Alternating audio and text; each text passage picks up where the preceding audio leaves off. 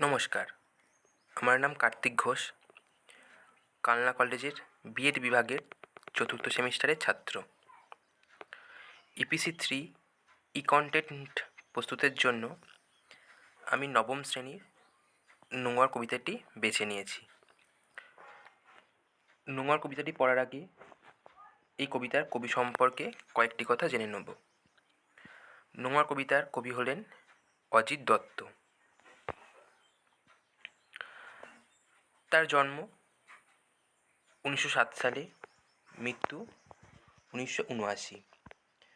তিনি ঢাকার বিক্রমপুরে জন্মগ্রহণ করেন। তাঁর লেখা বিখ্যাত কয়েকটি কাব্যগ্রন্থ হল কুসুমের মাস, পাতালকন্যা, নষ্ট চাঁদ, ছড়ার বই, ছায়ার আলপনা ইত্যাদি। এবার আমরা কবিতাটি পড়া শুরু করব। এই কবিতাটি একটি রূপক কবিতা। এই কবিতার বাইরে একটি আক্ষরিক অর্থ রয়েছে এবং তারই সমান্তরালে এর ভিতরে অন্য একটি অর্থ রয়েছে। আমরা দুটি অর্থই একে একে জেনে নেব। এবার কবিতাটা পড়া শুরু করা যাক।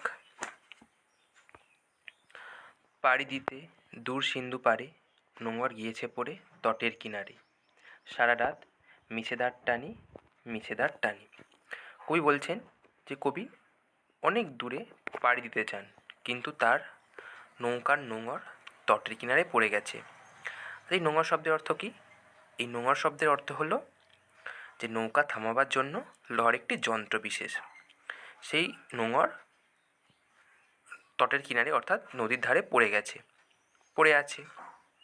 তাই কবি সারা ধরে দাঁড় টেনে যাচ্ছেন, তবু তার নৌকা এগোচ্ছে না, তার দাঁড় টানাটা মিছে হয়ে গেছে। জোয়ারের ঢেউগুলি ফুলে ফুলে ওঠে, এ তরিতে মাথা ঠোকে সমুদ্রের দিকে তারা ছোটে। যখন জোয়ার আসে তখন কি হয়? সেখানে প্রচুর ঢেউ ওঠে এবং সেখানে নদীর ধারে বাঁধা নৌকাগুলো সেই জোয়ারের জলে দুলে ওঠে। সেই জোয়ারের জল নৌকায় মাথা ঠুকে তারা আবার ফিরে যায়। তারপর ভাটার শোষণ, স্রোতের প্রবল প্রাণ করে আহরণ, জোয়ার ভাটায় বাঁধা এ তটের কাছে আমার বাণিজ্য তরী বাঁধা পড়ে আছে। জোয়ারের পরই আমরা কি জানি? ভাটা হয়। তখন সমস্ত জল যেন শুষে নিয়ে চলে যায় ভাটা। এমনই জোয়ার ভাটার মাঝখানে নদীর ধারে কবির সেই বাণিজ্য তরী অর্থাৎ বাণিজ্যের নৌকাটি বাঁধা পড়ে আছে।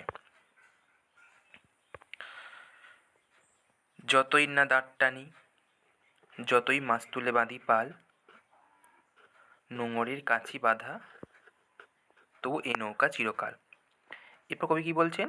কবি বলছেন কি যে তিনি যতই দাঁড় টানুক না কেন, যতই মাছ তুলে পাল বাঁধুক,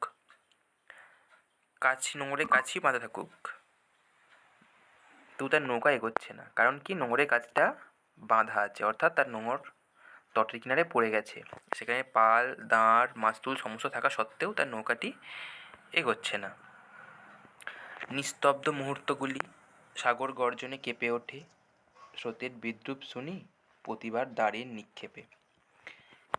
এবার চারিদিকে সমস্ত কিছু নিস্তব্ধ, খালি মাঝে মাঝে সাগরের গর্জনে কেঁপে উঠছে। কবি যতবারই দাঁড় টানছেন মনে তার নৌকা কিন্তু এগোচ্ছে না, কারণ তার নোঙরটা বাঁধা।